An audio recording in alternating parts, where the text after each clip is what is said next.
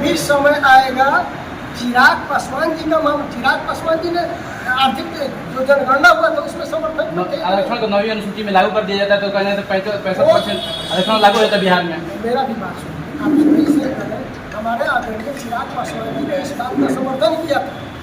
लेकिन मामला न्यायालय का, न्यायालय में जाकर के मामला फंस गया। तो मैं अनुरोध करूँगा, हमारी पार्टी अनुरोध करेगी कि आगामी जो सत्र चलेगा, नरेंद्र मोदी हमारे प्रधानमंत्री हैं, उनसे भी हम लोग आग्रह करेंगे कि वो 9वीं अनुसूची में हो या केंद्रीय में जिसका प्रावधान बनता हो, उस प्रावधान में ला करके आरक्षण का दायरा बढ़ाने का काम करें। दूसरी चीज जो आज चिरा रहे हैं 65% की मैं बात कर रहा हूँ, जो जातीय जनगणना की है, मैं उनसे पूछना चाहता हूँ कि आपने जो लोकसभा का चुनाव लड़े हैं उसमें 65% जाति जनगणना का नियम फॉलो किए हैं क्या? कितने दलितों का उसमें सीट दिए हैं, कितने अति पिछड़ों को दिए हैं, कितने पिछड़ों को दिए हैं, वो नियम फॉलो किए हैं। हमारी ही पार्टी है लोजपा रामविलास, महिला और अनुसूचित जाति और व्यावसायिक वर्ग का नियम फॉलो। और दूसरे पार्टी के लोग क्या कहेंगे, बहुत तरह का भाषणबाजी करते हैं, लेकिन हमारे नेता पारदर्शिता के साथ भारत को दिखाने का काम करते हैं। और आगे जो जिस तरह से सोच रखे हुए हैं बिहार पर, बिहारी पर निश्चित तौर पर उस पर काम करना शुरू कर दिए हैं। भारत में, बिहार में इंडस्ट्री धोखा लगा करके निश्चित तौर पर हमारे बिहार के जो बेरोजगार हैं दूसरे प्रदेशों में जाते हैं, उनको रोकने का काम करते हैं, रोजगार देने का काम करेंगे, पठन पाठन की व्यवस्था यहाँ करेंगे कि हमारे बिहार के युवाओं जिस तरह से IAS दूसरे प्रदेशों में जाकर तैयारी करके निकालते हैं, कॉम्पिटिशन फेस करते हैं, वहाँ इस संसाधन की व्यवस्था किया जाए। बिहार के लोग जब तक बिहार फर्स्ट नहीं होगा, बिहारी फर्स्ट नहीं होंगे, तब तक हमारा मान सम्मान नहीं बढ़ेगा। नमस्कार दोस्तों, एक बार फिर से आपका स्वागत है हमारे Hindi news channel news 555 days में। दोस्तों, कल 21 अगस्त 2024 था और आपने देखा कि 21 अगस्त 2024 को पूरे भारत में कुछ शहरों में मिला जुला बंद का असर देखा गया। बहुत सारे शहरों पर दलित समर्थित पार्टियां और नेता सड़कों पर उतरे, जिसमें उत्तर प्रदेश में बहुजन समाज पार्टी, लोक जनशक्ति पार्टी, रामविलास चिराग पासवान जी की पार्टी और उसके साथ भी बहुत सारे ऐसे संगठन रहे जिन्होंने इस भारत बंद का समर्थन किया। अब दोस्तों, देखने की बात यह है कि लोक जनशक्ति पार्टी रामविलास अभी भी मौजूदा केंद्र सरकार में सहयोगी पार्टी है। आइए हम इस मुद्दों को आपको अच्छे से समझाते हैं और बताते हैं कि लेटरल एंट्री का मतलब क्या है। दोस्तों, लेटरल एंट्री के प्रावधानों के तहत केंद्र सरकार के उच्च पदों पर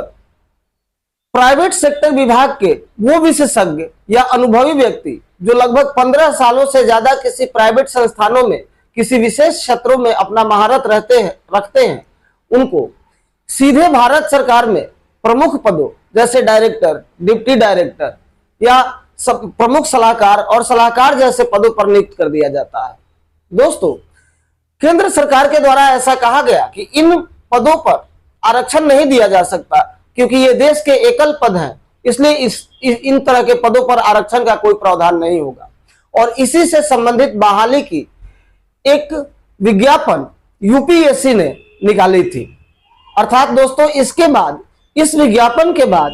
जितने दलित समर्थित संगठन, पार्टी या नेता थे, उनमें खलबलाहट मच गई और सबने एक सुर में इस लेटरल एंट्री का विरोध किया। दोस्तों, आपको बताते चले कि सबसे पहले लोक जनशक्ति पार्टी रामविलास के राष्ट्रीय अध्यक्ष चिराग पासवान ने भी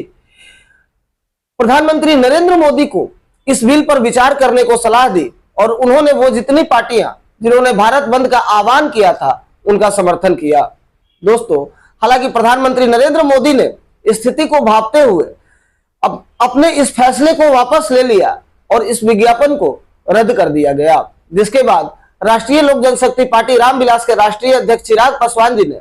पुनः प्रधानमंत्री मोदी जी को संविधान के रक्षक के रूप में कहा और साथ ही साथ उन्होंने ये भी कहा कि जब तक वो सरकार में बने हुए हैं या जब तक वो राजनीति में हैं, तब तक संविधान के किसी भी उद्देश्यों या संविधान में आरक्षण संबंधित किसी भी मामलों में छेड़छाड़ होना संभव नहीं है। दोस्तों आइए अब हम आपको बताएं कि आखिर ये मुद्दा क्या है। दोस्तों सीधे भाषा में समझना यह है कि अभी प्रधानमंत्री नरेंद्र मोदी जी की सरकार मुख्यतः 3 सहयोगी दलों पर डिपेंडेंट है, और जब भी कोई मामले या इस तरह के फैसले लिए जाते हैं तो मौजूदा सरकार में अपने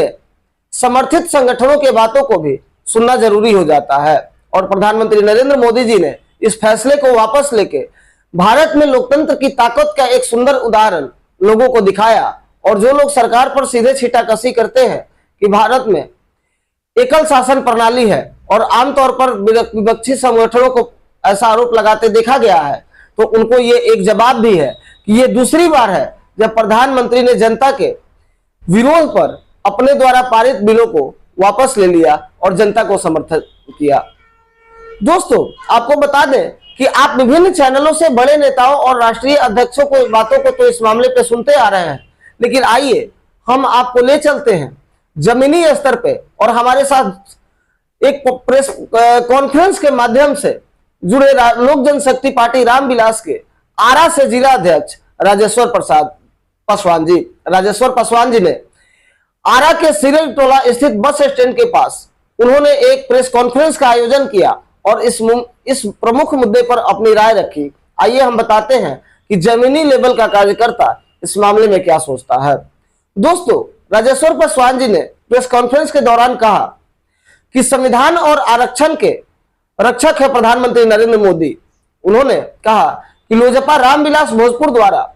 आरके श्री टोला में प्रेस वार्ता करते हुए जिला अध्यक्ष राजेश्वर पासवान ने कहा कि संघ लोक सेवा आयोग से लेटरल एंट्री के माध्यम से सीधे भर्ती का विज्ञापन का विरोध जैसे ही लोजपा रामविलास सुप्रीमो चिराग पासवान ने की तथा अपना सुझाव प्रधानमंत्री श्री नरेंद्र मोदी जी को दी, इस नियमावली से भारत के सभी अनुसूचित जनजाति, अनुसूचित जाति, पिछड़ा, अति पिछड़ा सहित मेधावी लोगों को इस लाभ से वंचित रहना पड़ता। यह न्यायप्रिय लोगों के खिलाफ है और प्रधानमंत्री जी ने संघ लोक सेवा आयोग के उस विज्ञापन पर रोक लगा दी जिसे सीधे बहाली की प्रक्रिया लेटरल एंट्री के आधार पर की जानी थी। दोस्तों आपको बता दें कि राजेश्वर पासवान ने इसके बाद कहा कि प्रधानमंत्री नरेंद्र मोदी जी संविधान के रक्षक हैं और आरक्षण के पक्षधर हैं, देश के दलितों, शोषितों, वंचितों के मसीहा हैं और वे कहते नहीं करते हैं। पूरे देश में विपक्षियों द्वारा एनडीए सरकार के खिलाफ अफवाह फैलाया गया कि नरेंद्र मोदी जी लोकसभा में 400 से ज्यादा सीटें लाएंगे तो संविधान में परिवर्तित कर देंगे और आरक्षण को बदल देंगे। मैं उन विपक्षियों से कहना चाहता हूं कि नरेंद्र मोदी जी पिछले बार पूर्ण बहुमत से थे, फिर क्या आरक्षण समाप्त हो गया? संविधान बदल गया? विपक्षी पार्टियां भोली भाली जनता को गुमराह कर रही हैं। वहीं दूसरे तरफ माननीय सर्वोच्च न्यायालय द्वारा अनुसूचित जाति जनजाति में ही उपवर्ग कर लाभ देने का सुझाव राज्य सरकारों को दिया गया था, जिसे हमारे नेता चिराग पासवान ने आपत्ति जताते हुए भारत का संविधान का हवाला देते हुए माननीय सर्वोच्च न्यायालय से पुनर्विचार करने का आग्रह किया था। प्रधानमंत्री जी ने भी कैबिनेट के माध्यम से अनुसूचित जाति जनजाति में उपवर्ग बनाने का माननीय सर्वोच्च न्यायालय द्वारा दिए गए सुझाव को खारिज करते हुए कहा कि यह विधि सम्मत नहीं है और संविधान में कहीं इस तरह का वर्णन नहीं है। आगे श्री पासवान ने भारत बंद के सभी दलों के समर्थन पर सवाल जवाब देते हुए कहा कि देश के अनुसूचित जाति जनजाति माननीय सर्वोच्च न्यायालय के उस बयान के खिलाफ थे और चट्टानी एकता के साथ भारत बंद को सफल बनाया, लेकिन इसी दरमियान कुछ राजनीतिक पार्टियां भारत बंद के नाम पर अपनी राजनीतिक रोटियां सेकना शुरू कर चुकी थी, जिसे जनता ने बुरी तरह नकार दिया। लोजपा रामविलास भोजपुर ने माननीय श्री नरेंद्र मोदी जी एवं लोजपा सुप्रीमो श्री चिराग पासवान जी का आभार प्रकट किया है और प्रेस वार्ता में जिला अध्यक्ष राजेश्वर पासवान के साथ साथ मनोज पासवान, मनीष बुचिली, सुरेंद्र आजाद, संतोष पासवान, ललन यादव, अधिवक्ता नीरज कुमार, उपेंद्र सिंह, छात्र नेता विकास सिंह, रामजी प्रसाद, राजेश साहू, प्रमोद पासवान, संजय प्रसाद, प्रकाश कुमार, रंजित पासवान आदि दर्जनों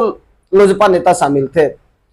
दोस्तों आरक्षण के मुद्दे पर हमने हमेशा से अपना एक व्यक्तिगत राय भी रखा है और दोस्तों आपको बता दें कि ये बात तो अपने देश में बिल्कुल ठीक है कि शोषितों, अनुसूचित जनजातियों, पिछड़ों और अति पिछड़ों को आरक्षण का लाभ मिलना बहुत जरूरी है, जिससे उनका विकास जल्दी से जल्दी हो सके।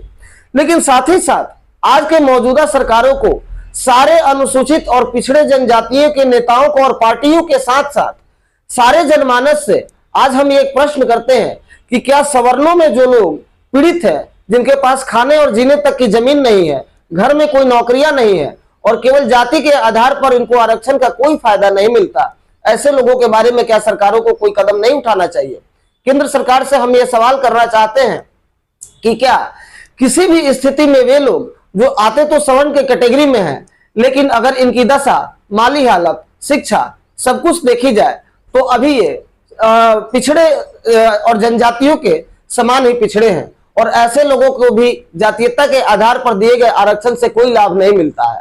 तो क्या इन सारे आरक्षणों से अलग हटके सवर्णों के लिए भी इस तरह के किसी आरक्षण का प्रावधान केंद्र सरकारें करेंगी, जिससे सवर्ण और बाकी क्षेत्रों में या बाकी समुदायों में जो लोग हैं जिनको आरक्षण का कोई लाभ नहीं मिलता और एक्चुअल में ये भी आरक्षण के हकदार हैं, उनका भी विकास हो पाए? क्योंकि देखा जा रहा है कि सवर्णों में भी बहुत सारे लोगों का विकास केवल इसलिए थम चुका है कि वो अब माली हालत के तौर पर सक्षम नहीं है, उनके बच्चों को शिक्षा भी नहीं मिल पा रही है और धीरे धीरे वो गर्त में जा रहे हैं और उनका विकास रुक रहा है।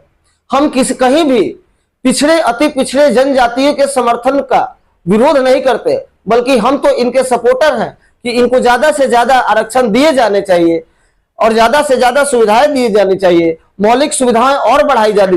चाहिए, जिससे इनका विकास जल्दी से हो पाए और ये एक विकसित श्रेणी में शामिल हो जाए। लेकिन साथ साथ सवर्णों में उपस्थित वे लोग भी हैं जिनको सरकारी कोई लाभ नहीं मिलता और ये आरक्षण को डिजर्व करते हैं। इनकी पीढ़ियां और पुश्तें पढ़ाई नहीं कर पाती हैं क्योंकि ये सक्षम नहीं है और ना ही इनके पास जमीनी और माली हालत मजबूत है जिससे अपने परिवार का भरण पोषण कर पाए। ऐसे परिवारों को चिन्हित करके भी सरकारों को विशेष लाभ पहुंचाना चाहिए। राकेश कुमार पांडे की रिपोर्ट, न्यूज़ 555 डेज, पटना, बिहार। राकेश कुमार पांडे की रिपोर्ट, न्यूज़ 555 डेज, अयोध्या।